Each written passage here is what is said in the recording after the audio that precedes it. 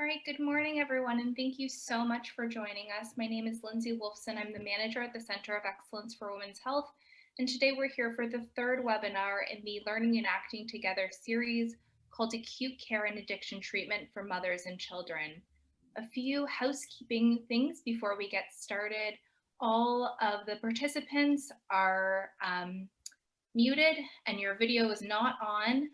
The webinar will be recorded and available from the Center of Excellence for Women's Health's website in the next week.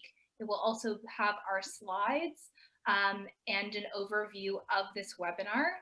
And if you have any questions, please use the Q&A function. We will be answering as many questions as we can throughout the webinar, but we'll also have a Q&A period as we get to the end of the webinar today. We first want to begin by acknowledging the many territories of Turtle Island in which we all work and reside. These territories, ceded and unceded, are home to many Indigenous peoples who've lived here for tens of thousands of years and continue to live here. We honor and respect the many Indigenous peoples of this land and territory and hope for a more just future together. Today in particular, I am joining you from the traditional territory of the Mississaugas of the Credit, the Anishinaabe, the Haudenosaunee, the Chippewa, and the Wendat. To me, this acknowledgement means many things, including the importance of continuing to address the 94 calls of action of the TRC and continuing on our journey to reconciliation. I encourage you as we begin this webinar today to acknowledge the land in which you are joining us today and what that means to you. As I mentioned, this is the third webinar in the Learning and Acting Together series. It's sponsored by the Perinatal Provincial Substance Use Project. There will be a fourth webinar in November on the tools and resources to support practice and policy. For this webinar today, we are going to explore the current approaches to addiction medicine, treatment, and acute care for mothers with substance use concern.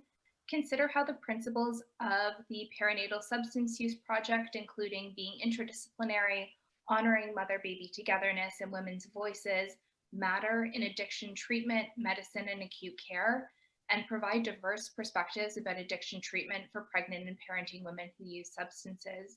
We have a wonderful group of panelists and presenters today, and we can't wait for you to hear from them. I'm going to pass on to the director of the Center of Excellence for Women's Health, Dr. Nancy Poole. Hi, everyone. This is Nancy Poole. I am, as Lindsay said, the director at the Center of Excellence for Women's Health, and really pleased to be working in partnership with the Perinatal Substance Use Project on helping these webinars come into being. I've actually been working on women's treatment issues in 4 provinces since the 1980s. So I'm really happy to have a chance to talk about this today with you all. Now, these are the principles, the guiding principles developed by the Perinatal Substance Use Project. And as you know, if you've attended some of the other sessions, in each of the sessions, we've been trying to bring these principles into the discussion of evidence and wisdom from lived experience locations throughout the entire series. And we've been thinking about designing substance use systems for many years, and I just brought back this graph from a document I worked on in 2000 with many people from across BC called Weaving the Threads Together. And it just shows that there are many pieces to a substance use system of care, and there's many different levels of readiness to come to that system of care. And so you need a whole range of things. And we've talked in the other webinars a bit about some of the other levels. And in this case, we're really going to spend some time talking about the pieces in red, the part that's about treatment or healing, and when there is some readiness to engage. So here's the agenda. We'll talk a bit about addiction medicine first, what's involved and what we're learning as we treat women with opioid use problems. We'll have some time with a panel, and then we'll talk a bit about treatment for mothers and babes in the NICU setting, and then a bit of an overview of how live-in and day treatment for women with opioid use problems is evolving, and hopefully will continue to evolve. And again, we'll turn to the panel and have some questions. So please do type in questions as we go along, and Lindsay will try and answer some of them as we go along. We'll hopefully be able to answer near the end, and as well, really hope that we can follow up with you if we don't get to them all. So I'll turn it over to Annabelle now. Thank you. So my name is Annabelle Mead. I'm an addiction medicine physician practicing for over 20 years in this field. Have a special interest in women's health prior to that and subsequent to practicing addiction medicine. I work at in inner city hospital, St. Paul's Hospital, and I also work in women's recovery in live-in treatment setting with Chrysalis Society. So I would like to spend 10 minutes or so giving you an overview of addiction medicine and how we as physicians view the world of providing care to our patients with substance use issues. So a definition first. So the official definition really that I like to use is that addiction is a primary chronic disease of brain reward, motivation, memory, and its related circuitry. So very scientific. However, dysfunction within these circuits really leads to very characteristic biological, psychological, social, and spiritual manifestations. So we're going to come back to these 4 domains when discussing treatment options, so keep that in mind.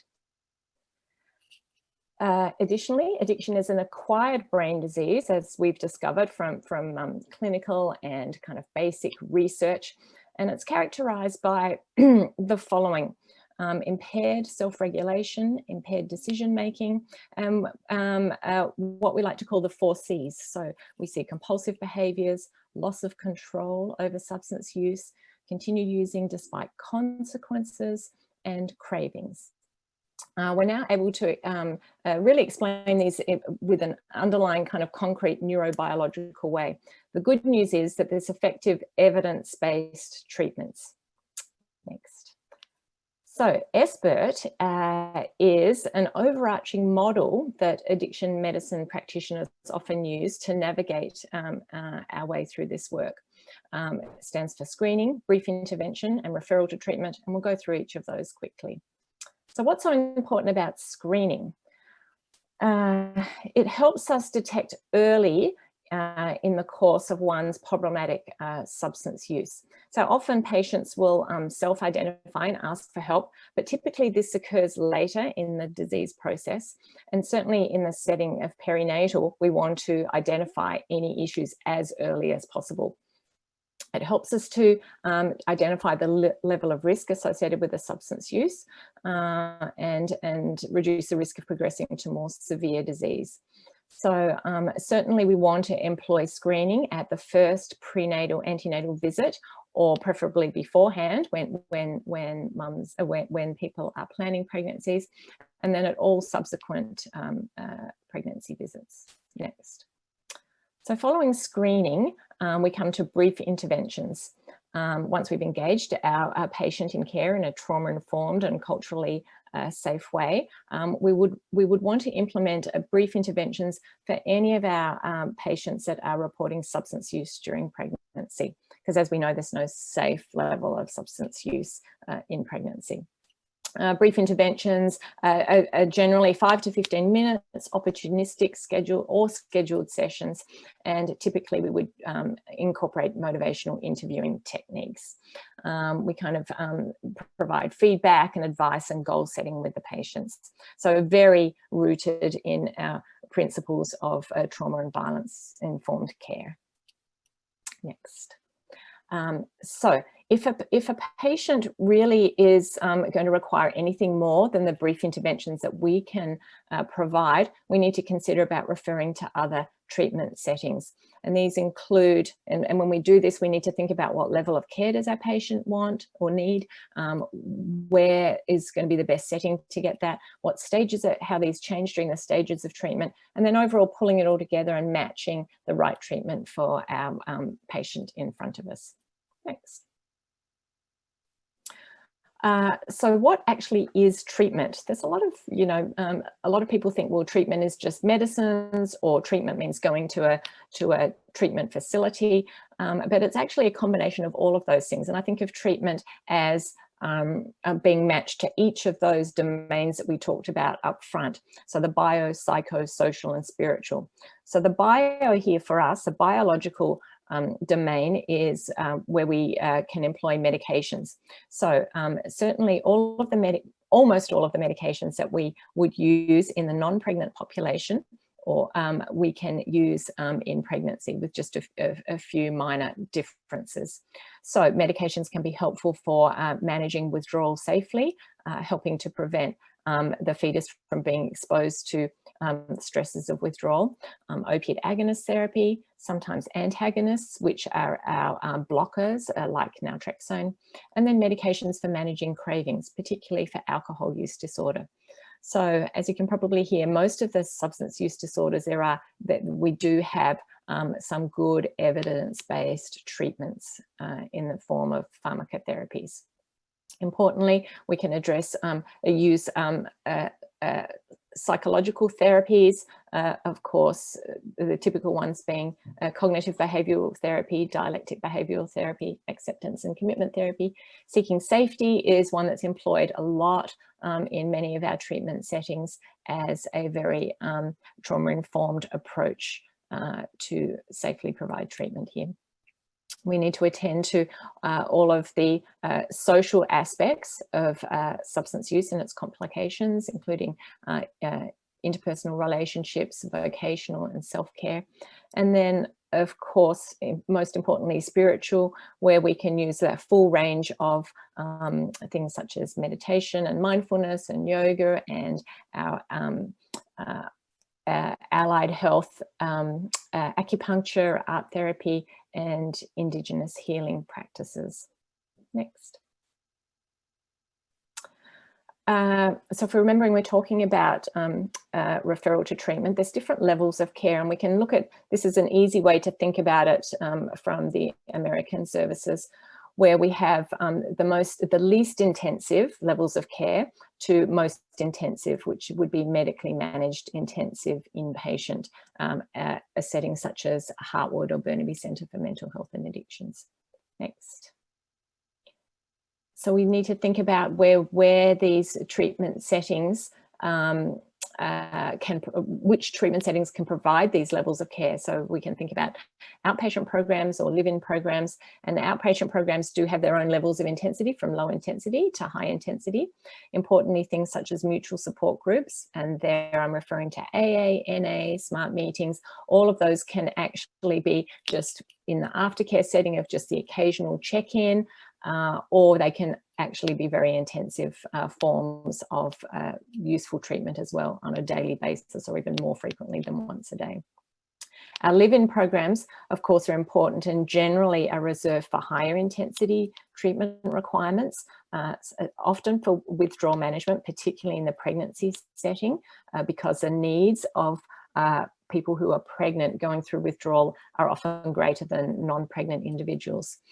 We have a range of live-in support recovery, and then the intensive treatment, as I've already mentioned some examples of that. Often our patients might need a brief period of intensive treatment and then follow up longer term in a more supportive bed-based recovery setting. So finally, our stages of treatment, we can also think about that as acute care, rehabilitation, and then the longer term aftercare. This does actually kind of coincide nicely in the kind of perinatal setting, where often acute care is provided early in pregnancy. As we know, pregnancy is often a big motivator for people to change their substance use. So often that coincides with early pregnancy. And then rehabilitation is usually required throughout the duration of pregnancy because of that 6 to 9 month period. And then finally, aftercare. Next slide. Oh, just back one. Thanks. I've just kind of summarized what happens in each of those stages of treatment. You can see that there, but I really want to highlight the aftercare, because that is often we think, well, that's the least intensive and doesn't need quite so much, you know, external support perhaps from care providers. But I think that really differs in the perinatal setting, because it's such a transition, a time of change, going from being pregnant and delivering the baby to then going home and parenting.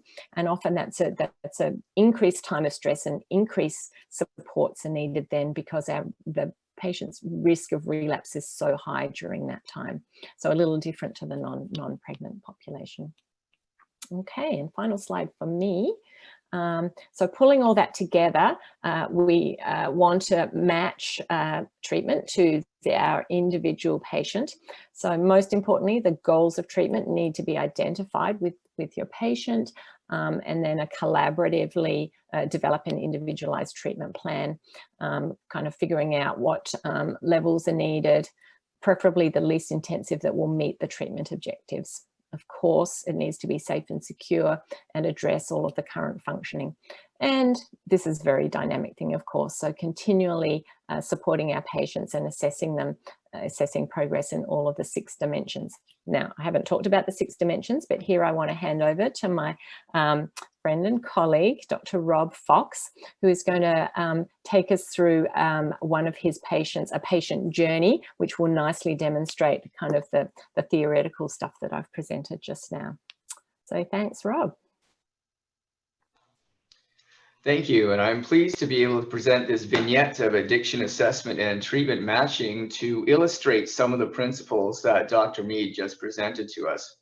I'm Dr. Robert Fox. I'm a family physician and addiction medicine specialist on the Seabird Island First Nation. I'm also the consulting physician for ILOOK, which is Seabird Island's recovery homes. So the next slide is going to illustrate the main principle that I'm going to show with this vignette, which is the process of treatment planning. And ideally, treatment planning follows this process. First, identifying the patient goals. What do they want to do? And then, after knowing the patient's goals, assess the patient on a multi-dimensional format. And what we're doing with the multidimensional format is trying to understand the whole patient, not just treating them based on their diagnosis, but understanding how addiction impacts them in multiple areas of their lives. After completing a multidimensional assessment, then together with the patient, determining treatment priorities. Once the priorities are determined with the goals and the assessment in mind, then the clinician, again in a collaborative way, can determine with the patient what are the treatment interventions that we can do to achieve the goals and priorities. And then finally, now that we have a treatment plan that we all agree on, the final step is to match the patient to the least intensive treatment setting where the treatment plan can be delivered and the goals and priorities can be achieved. The next slide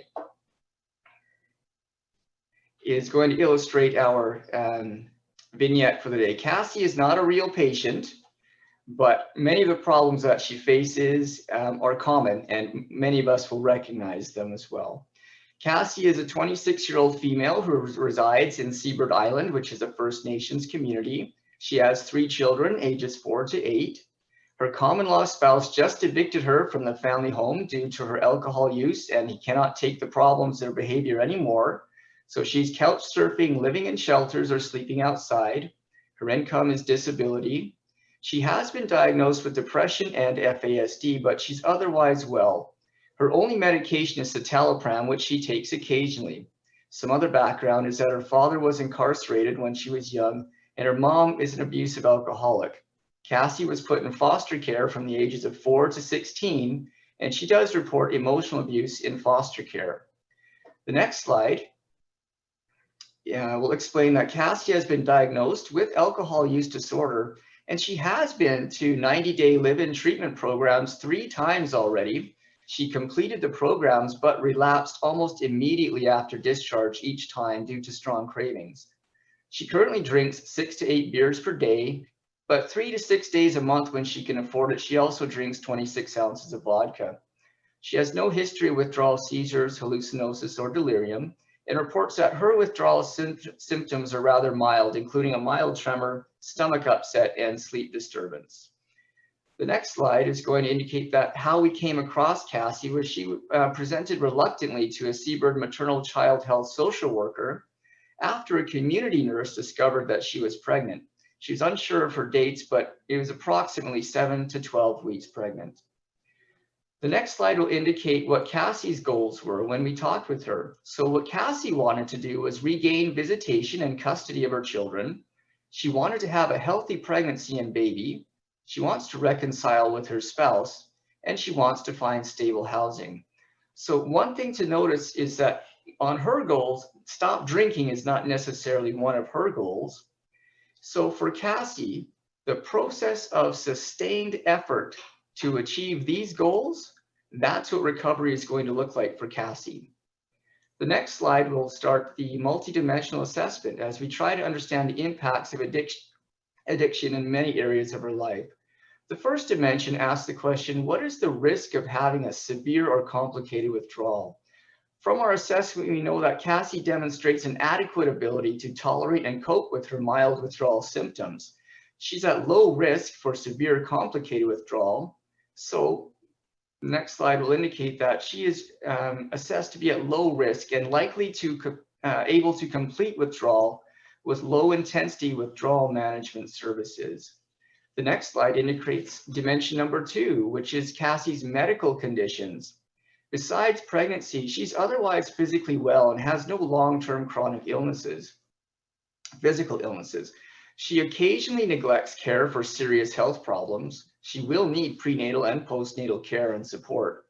And being pregnant may affect our options for medications that we use for her addiction. So this indicates, as the next slide will show, that she's at moderate risk, which means that she'll need moderate intensity medical services, including some case management. The next slide is dimension 3, which is mental health conditions. Cassie does have FASD and poorly treated depression symptoms, and these symptoms do distract from her recovery efforts. Her relationships are impaired by alcohol use, and the impairments are linked to her psychiatric conditions. However, her psychiatric conditions at this time do not pose an imminent risk of harm to herself or others. So the next slide indicates that the assessment is that she's at moderate risk for mental health, complicating her recovery. She will need moderate intensity mental health services, including case management to ensure monitoring of her emotional status, and medication management and medication monitoring. The next slide will show dimension number 4, which is her readiness to change, or how motivated is she to accept treatment at this time. Cassie recognizes that she has problems in her life, but she blames others. She's open to attempting addiction treatment, but only reluctantly and with little expectation of benefit. I mean, after all, she's been due to live in treatment before 3 times. And FASD does interfere with her ability to sustain commitment. So what this indicates is that she's at moderate risk for her level of motivation and readiness to change to affect or cause problems with her recovery plan. So she will require moderate intensity engagement and motivational strategies. So for example, addiction education and motivational interviewing would be considered a type of engagement, but she will need a little bit more intense than that. So she needs support from her family and MCFD to set and follow through with clear, consistent limits and consequences. She'd also benefit from highly coordinated and assertive case management. Dimension 5 asks us to assess what is her potential for relapse. Cassie has had multiple treatment episodes with limited positive effect on her functioning. And limited is really the key word when we do this assessment for Cassie. She has limited skills to cope with her addiction. She has limited skills to interrupt her addiction. She has limited skills to prevent relapse. And FASD may impair her ability to acquire relapse prevention skills. So this dimension is she would have high risk or severe risk for this being a problem in her recovery plan. Treatment planning should include motivational strategies and structured coping skills provided in a way that Cassie can understand and benefit from. So for example, if she's doing a manualized relapse prevention seminar in treatment, it might need to be presented at a slower pace or repeated for her, or presented in a way other than a lecture, such as with art therapy or drama therapy. Assertive case management will also be required for Cassie, and she will likely benefit from medication management for cravings and depression. The final dimension is her recovery and living environment. Taking a look at her recovery and living environment, we notice that it's quite negative for her. She has lost her housing and is homeless. She has limited economic resources. Her husband is supportive of recovery efforts, but other extended family members, including her mother, actively undermine her recovery efforts. She is unable to cope with the negative environmental effects on her recovery. So for this dimension, she's at severe risk for this affecting her recovery and treatment plan. She will need highly supportive assistance to secure a supportive living environment, to find sober friends. She may benefit from marriage counseling, and she likely requires ongoing assertive case management and likely for her lifetime. The next slide indicates that after completing that multidimensional assessment, then with the patient, we work together on determining what are the priorities for treatment. And the priorities that Cassie and the team came up with include securing stable housing, managing her withdrawal symptoms, engaging with assertive case management, abstinence from alcohol, accessing prenatal care, and working with MCFD and her spouse to regain access to her children. So the next slide is going to show what then the treatment plan would be. That included admission to Ayaluk, which is Seabird Island's low-intensity, clinically managed live-in treatment facility, and she had funding secured for up to a year. Once the baby was born, the plan was to transition Cassie to the Seabird Island family home, which is abstinence-based, monitored, supportive housing, and she can stay there for an additional year. While she is at Ayaluk, the patient's common law spouse and children will live in the family home, which is just 2 doors down the street. Visitation would be allowed via contingency management. She would access primary care, addiction medicine, and midwifery services through Seabird Island Doctor's Office. This includes treatment with antidepressants and anti-craving medication. She would also engage with Seabird Island maternal child health case managers for assistance securing additional housing, advocacy with MCFD and her spouse, and transportation prenatal care. The next slide shows what the outcome was for Cassie. She was admitted to Ayaluk 9 months ago. She relapsed once early in the treatment, but she was not discharged. She was provided additional relapse prevention support and did not relapse again. She engaged with prenatal care through the entire pregnancy. She has started some initial reconciliation with her husband, who has allowed limited visitation with the children. Last week, she transitioned into the family home, and this week she had her baby delivered via a planned C-section. So in summary, what this vignette, as the next slide will show, what this vignette shows is that treatment begins with understanding the patient's goals and motivations. And the ideal sequence of treatment planning is identifying goals, conducting a multidimensional assessment, with the patient determining treatment priorities and plan interventions, and finally match the patient to the least intensive treatment setting where the treatment plan can be delivered and the priorities and goals achieved. So that's it for my part of the presentation.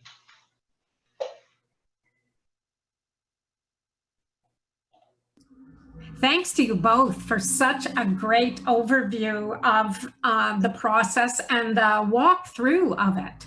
So I'm just going to turn to Heather and Maura now to reflect on that a bit and what you see in that, description of addiction medicine. That is an important component of what we offer to women who use opioids. So Heather, maybe you want to start. Sure. Can you hear me okay, Nancy? Yep, sure can. Excellent. Thanks. What a wonderful presentation from both Annabelle and Robert. Thank you so much. I think you explain it so very well. Super excited to be here, and just thinking about, as you discuss different treatment options and stuff, and my area of expertise, I currently work in community and with community organizations who support pregnant people who are using substances. Just thinking about what a thorough assessment that vignette presents, and thinking about provincially, it would be ideal to have that opportunity with a specialized addiction doctor, if I can, or a doctor with a specialty in addiction medicine, to provide such a comprehensive service to every woman that we support. And I think a lot of us work towards that provincial goal where every single pregnant person who uses substances should have access to such a wonderful service. I can think in some of my smaller communities that I'm supporting right now, or even maybe within my own community, that sometimes there can be a lack of such specialized service, especially for perinatal women who use substances. And then the other piece I think about is, I think the importance of where community may come into that is even getting to the place where we can get people to that specialized service if it is available. And getting to that opportunity can sometimes even be, I mean, it can be a 6-month uphill battle. Creating trust and creating a situation where people feel safe to access such services. So I appreciate the example and being so clear with the opportunities that can be provided and what gold standard care really does look like. So I want to thank you both for that. Thank you. That's great. Maura, I love when Nancy laughs at me. It's great, though. I mean, I do think addiction medicine is such an important part of, you know, what we do and how we link up community and physicians. And you know, I think your connection, making the connection between the two, is a really important one. Maura, do you want to add to what Heather said about, you know, addiction medicine as an important piece of what we offer women in the perinatal period who have substance use problems? Sure. My name is Maura Gowans. Thank you, Annabelle and Robert. I'm currently the Executive Director of the Aboriginal Mother Centre, and I just want to acknowledge the Musqueam, Tsleil-Waututh, and Squamish Nation for allowing me to do important work on this land. I'm Dene from the Northwest Territories. However, I've never actually stepped foot on my traditional territories. So I consider this home, and in doing that, I've made a commitment to the people of this land to do work in a good way. And part of that is, you know, I went back to school. Well, I was a high school dropout, but I'm just finished my master's degree in social work. And a lot of that is to fight to keep our families together. And so in regards to perinatal and substance use, I'm often someone that arrives at the hospital when a baby's born, to advocate for mom to bring home baby. And, you know, we have 16 transitional units here, and really advocating for social workers to think outside of the box of how we can do this with least harm towards the baby and the attachment. And, you know, like leaving doors open or monitored 24/7 or whatever that looks like, and just really challenging them to look at different means. And I really love this presentation, because this is what I use to help advocate for these moms and these babies to stay together, is actual facts. So yeah. Yeah, it's such a nice thing to see it so well organized into those 6 areas of assessment, and to really show that physicians are really walking with women in terms of setting the goals and making sure all those dimensions are covered. And the role of centers like yours, Maura, is so important, to be able to offer women a place to continue the process, like in the case that Robert mentioned, of having a place to go in the community that's live-in and supported, is a big piece. Can I say one thing, Nancy? Is previous to here, I was the director of Maxine Wright Health Center, and Yes. there's not enough beds. Yeah. There's not enough beds, and there's lots of women that aren't getting, you know, the support they need because there's not enough specialized programs.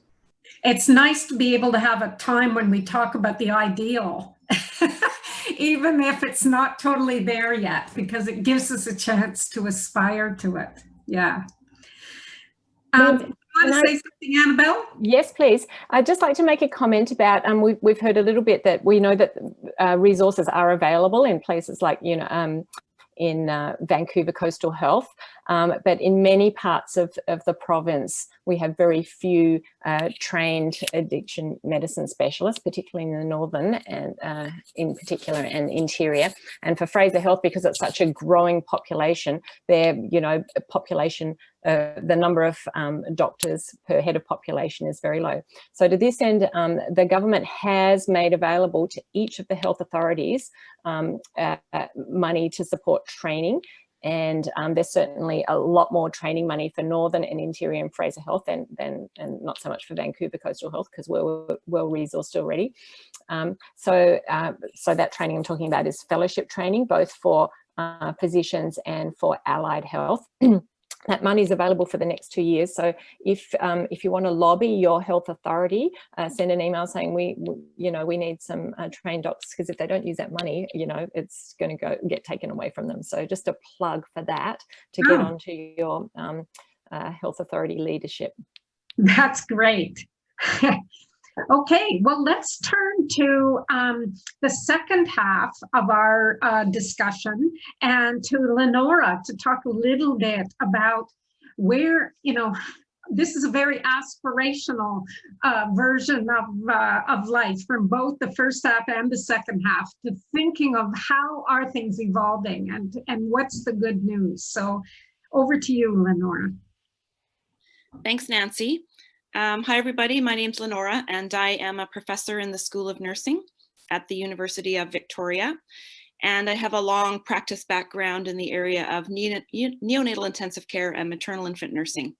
I'm here in Victoria on the territory of the Lekwungen people, and just so happy to be working here. I've got 10 minutes to tell you everything I'm so excited about. Go to the next slide. I'm just going to touch a little bit on, I'm talking historically because our paradigm of care looking after infants who, primarily I'm going to talk about infants who are withdrawing from opioids, not forgetting that women often use multiple substances, and certainly not forgetting about the lifelong impact of prenatal alcohol exposure. But our model of care that was developed primarily in the 70s, I'm going to speak from a North American perspective, in some communities has really evolved a long way, and in other communities it might still be in that kind of 70s model of care, and we're kind of in a time of change. But for a lot of attention right now for infants who are experiencing neonatal withdrawal, but just to remind everyone that that's not a new issue. And so opium has been used by women for a long, long time as one of the few substances you had available to deal with the discomforts of daily life.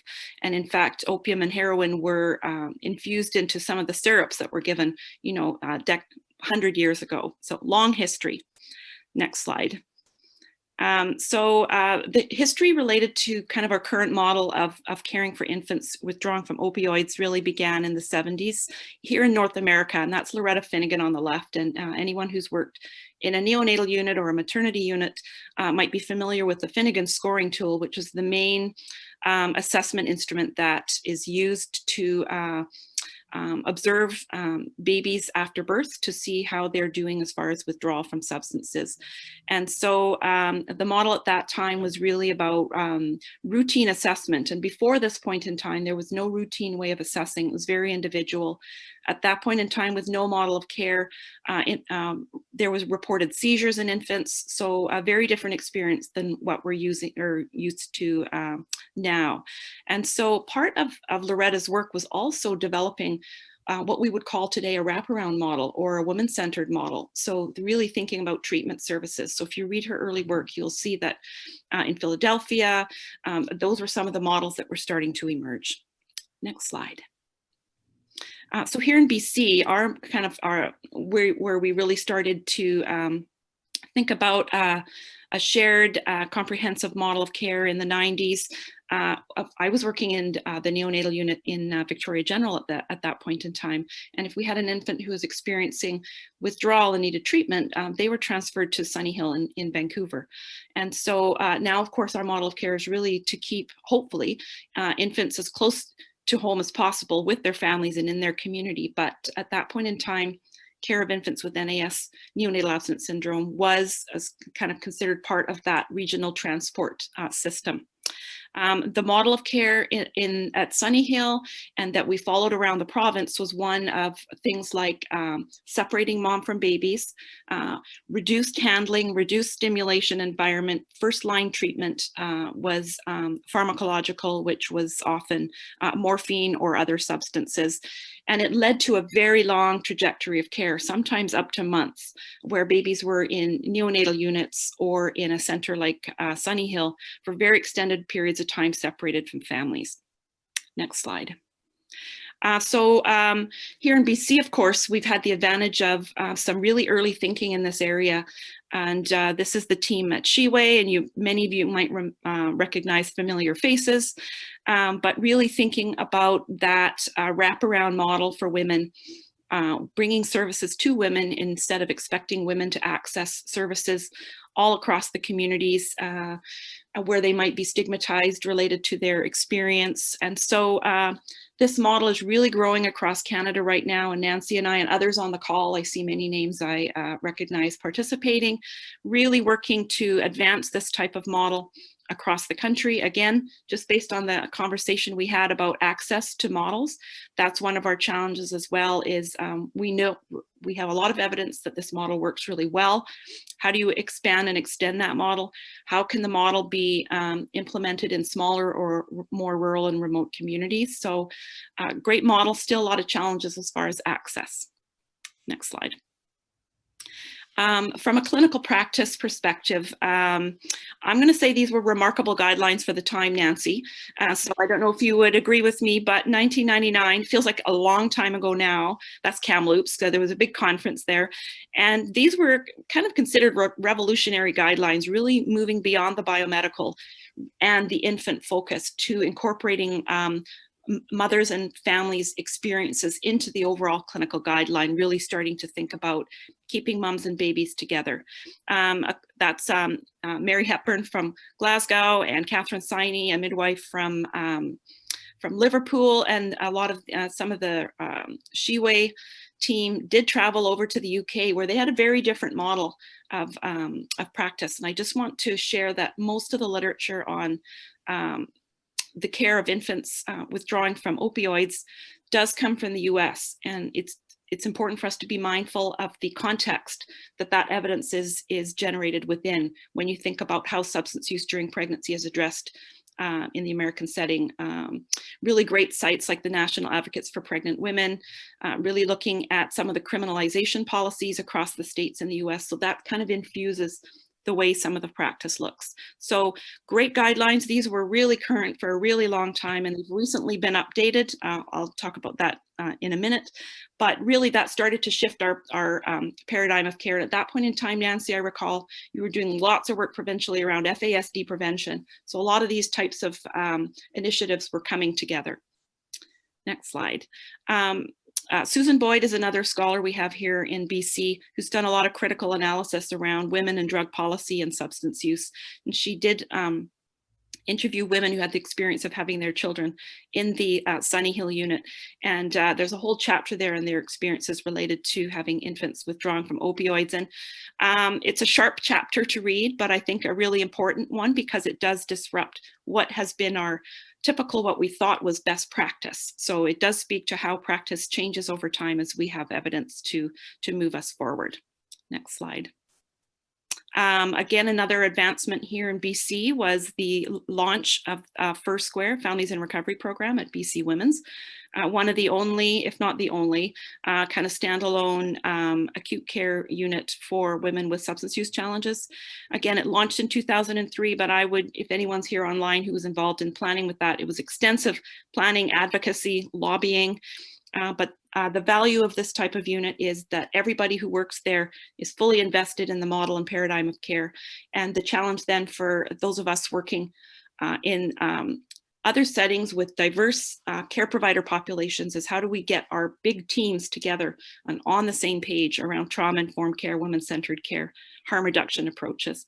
One of our disconnects, and I'll get you all to think about your own communities, is neonatal intensive care units are often a little world unto their own, and the door closes, and inside is that very technological and biomedical care. But we know that many of our families within that setting are families who are dealing with many challenges related to determinants of health, and substance use challenges are one of those, along with mental health, violence and trauma. And so how can we bring these worlds together? So all the great updates we've been hearing around advances in treatment for women with substance users, how do we bring these settings together so that our evidence can be kind of moving forward collectively? Next slide. This is from a publication I had a few years ago now, but I've done 2 national surveys looking at the care of infants in neonatal intensive care settings and some of the changes over time. And certainly a really big one has been more standardization of practice as far as using withdrawal assessment tools in a better way, in a more consistent way, more awareness of the issue and programs across the country. So more awareness of the concern around substance use, and having an actual practice, a clinical practice guideline. So here in BC, we're of course very lucky to have the BC RCP at the time, Perinatal Services BC now, and to have those practice guidelines. And hopefully if we did this survey again in another 5 years, we'd see continued improvement in how we're caring for this population. Next slide. Again, a smorgasbord of guidelines appearing, and you will see that in the US, their guidelines are continuing to move towards some of the philosophies that we've been talking about here in BC for quite some time. Interesting to note that some of the strategies, such as rooming in or keeping moms and babies together, which were considered very provocative at the time and against what was considered best practice, are now shifting and being integrated into our clinical practice guidelines. Next slide. This is a recent systematic review, 2018, around the different types of interventions and practices related to caring for infants with neonatal withdrawal. And I just wanted to highlight a shift that we're starting to see is people becoming more interested in non-pharmacological care. And before, our kind of first line approach was to start babies on medication, and coming to appreciate now that the more we can look at keeping moms and babies together, supporting breastfeeding, thinking about a supportive environment that's probably not a neonatal unit, it's a very overstimulating environment, and kind of creating that right from the start. There's very good evidence emerging now that you really reduce substantially how much you need to start babies on medication, which really then reduces your risk of having that very long hospital stay. It's really quite a cascade once that starts. So the most clinically meaningful interventions are non-pharmacological, and at the root of all of that is keeping mom and babies together and mother-baby dyad care. So thinking in your communities how we are able to support that in our maternity environments. Next slide. This is a little busy, but it's really great to situate what can often feel like kind of individual biomedical practices in our larger kind of social structural value system, because it all infuses in how we think about substance use as providers in neonatal settings or maternity settings, infuses how we interact with and have relationships with families. So really important to think from the micro to the macro level. Policies impact what we're doing. How does our organization approach supporting practices like keeping moms and babies together, being okay with longer stays so that you can have that really good opportunity for planning rather than those very short stays that we're now used to related to maternity care. Next slide. So some of the priorities that are really emerging in the literature now as far as better practices that we will continue to develop are, again, continuing to support mother-baby dyad care, thinking about environments that are not neonatal environments for that type of support, bringing trauma-informed practice into our work, integrating the new brain science, the neuroscience, which is around the neuroepigenetics and the resilience, and really thinking about how that starts right from the start for babies. Positioning non-pharmacological practices as first line. So instead of leaping to medication, really putting those other interventions into play first and then medication if needed. Incorporating relational approaches, which we'll be hearing all about today across all the speakers, non-stigmatizing, harm reduction oriented and culturally safe. And finally, connecting to community, really integrating the neonatal piece, that early birth and early few weeks and months into our systems of care and support. And it often tends to be a little bit of a separated area, but I can, to consider how we can integrate that. And in-reach, outreach, and we talk about outreach a lot, but in-reach, and I'm imagining there could be a lot of possibilities by having that integration with our experts in addiction medicine, supporting us and joining us in neonatal and maternity settings and helping us learn together. And finally, embedding in system processes. And one reflection I have personally as a clinician in this area for a number of decades is that the issue of substance use in pregnancy or neonatal withdrawal in a neonatal context has often been considered something, let's have a workshop and deal with it, versus something where these are one of the fairly consistent diagnoses that we are seeing coming through our practice setting. And so we always need to be paying attention, always need to be looking at best practices and integrating into our systems of care. So I'm going to pause there. Thanks, Nancy. Great, thanks. So I'm just going to talk for 5 minutes quickly about some of the developments in day treatment and live-in treatment for mothers and children. And like Annabelle said, the next slide there. Like Annabelle said, there's lots of work to think about a biopsychosocial spiritual approach to treatment for women. And, I think Annabelle spent a really good, gave a really good overview of the bio part, which in some of this history where, like this report from the UN in 2004, I felt like the bio part wasn't as well integrated as we now know to do. But if you go to the next slide, as they were thinking about the guiding principles, and pull it all in, please, Lindsay, each point, they were really thinking about the social end of it a lot, and thinking about, creating an environment that was based on safety and respect, really looking at relational approaches and at all levels, as Lenora said, really thinking about the integrated, culturally relevant services, and really thinking about women's economic needs as well, which Robert really spoke about as part of the plan with Cassie. So I think this, everybody's coming to this in this way that really is holistic. And, we've been thinking about it that way for some time. Next slide. And, I worked for many years evaluating this program at BC Women's, the Aurora Center program, where they really did try and think of the physical, spiritual, emotional, social, cultural things, and to really work with women in all these areas, as Annabelle mentioned, and to try and create a program that touched on it all. But you don't see the addiction medicine piece in here in the way that it could be. And that certainly is something I think that we're starting to see needs to be part of the circle. Next slide. But we have been doing lots of good things in treatment, and one of them is bringing in the stabilization phase to live-in treatment. And this is the example from Aventa, the treatment center in Calgary, but Heartwood and others are doing this too, of really not turning away women because they're not yet withdrawn, not yet ready, healthy enough to really begin the process of the social and emotional parts of working on treatment, but really supporting their physical health to start. Next slide.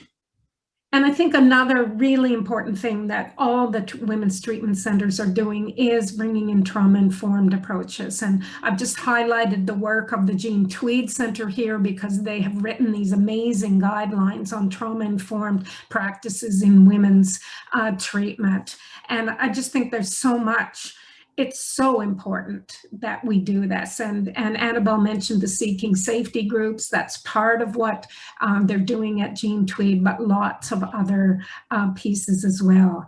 But what I think is really important is that it's not forcing a work on trauma, but really looking to women to signal their readiness to work on trauma in this context. So being trauma informed in the context of women's treatment.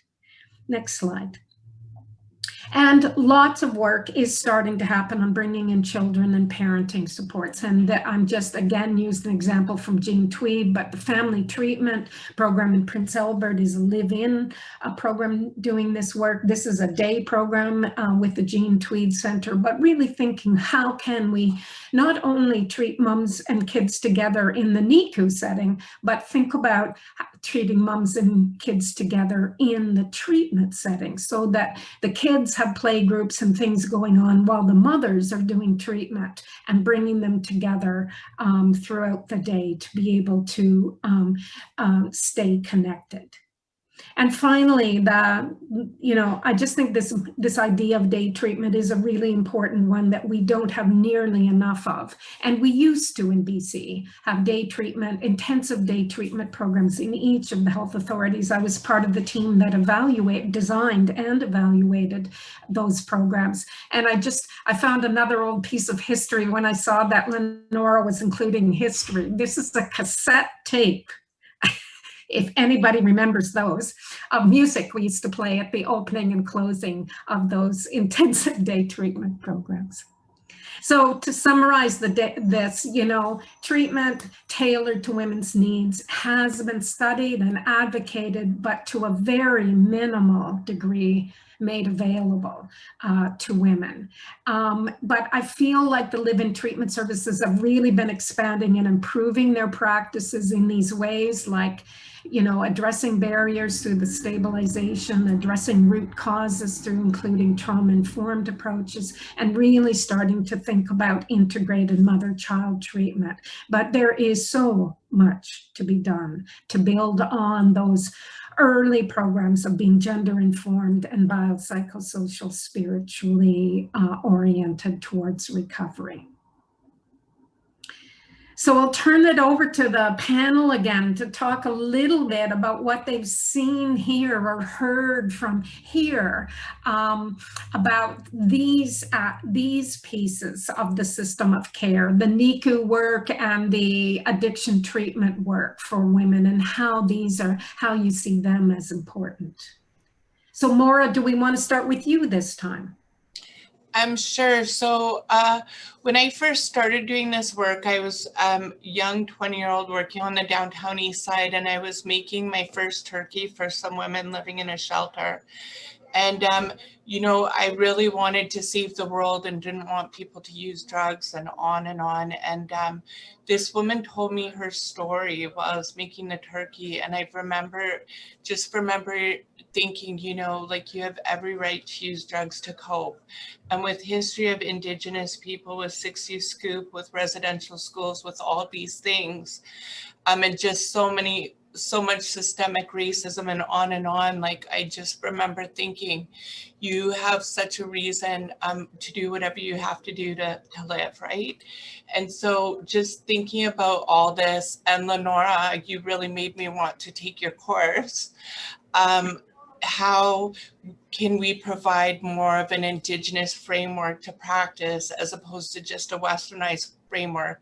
Because often we want people to get treated, but it doesn't work for them. And so how can we provide, not just trauma informed, but culturally safe and informed and anti-oppressive means that will, like culture, that will help them succeed. Totally important, Maura. And we looked to try and find someone who was delivering, live-in treatment for Indigenous women, and that comes from the ground up, from Indigenous perspectives. And we weren't able to find that. And I hope that we will over the next few years. The one treatment center, I think, in Prince Albert, the Family Treatment Center there, I think is interesting because it is oriented towards Indigenous women, and it is the only one I know of in Canada where women can bring all their children with them to treatment in a live-in setting. And the elders sit at the family table each day at lunch, etc. So I do feel like there's some promising things, but we have so far to go to achieve that important piece of treatment. Just one thing I love, like at First Square, that they brought in elders and they helped them lead the programming. And I think that's just such a huge thing to helping their women succeed. Yeah. I can say I've been working in Canada for 15 years now, and I've certainly seen over the past 15 years that incorporation of Indigenous healing and wellness coming into most of the sites that I'm working in. So certainly in Chrysalis Society, at Hartwood Centre for Women, on the wards at St. Paul's Hospital, in our outpatient clinic, all of those places are now having peer support workers as part of the supports, and in all of them a focus on Indigenous wellness practices as well. So of course we can do more, but I certainly think that message is getting out there to all of the traditional kind of treatment settings. That's great. And Heather, your thoughts about a treatment and NICU settings? Thanks, Nancy. I know we are almost done now, so I'm not going to run us super late. I do love the presentation on the NICU. As you know, I have a huge heart for First Square and Sheway, both as a registered perinatal nurse and as a woman with lived experience. So I was also a patient in both of those settings many moons ago in 2004. So I loved the presentation there, and I think, when I present training in my health authority, or if I'm doing presentations or whatever that looks like, I think the piece of, we were talking about first line treatment not being pharmacological, but really, I think a really good reminder and a really great way to ground ourselves in practice that is mother-baby focused is to remember that the mother is always the first line of treatment. And I think even just that reminder and reminding each other when things get chaotic, or there's questions, or maybe someone's relapsed, or maybe there's a partner who's violent, and all this chaos comes back. I think in the birth setting specifically, and in labor and delivery, just coming back to that the mom is always the first line of treatment really makes it easy to ground ourselves moving forward. And I do want to say I love the discussion. I've been a huge learner this year around cultural safety and also Indigenous practices. I think one of the hugest things I learned was making sure that the menu of services, when we sit down in a case conference or we're doing planning, that the menu of services, again, are directed by the woman. And that may involve things that I've never known about, that maybe myself as a professional have never been involved in, and making sure that voice is really heard, and that absolutely becomes part of the treatment plan, regardless of what my experience, expertise, or menu of services tends to be. So I appreciate that. I appreciate that comment, Maura. That's all. We're good now. That's great.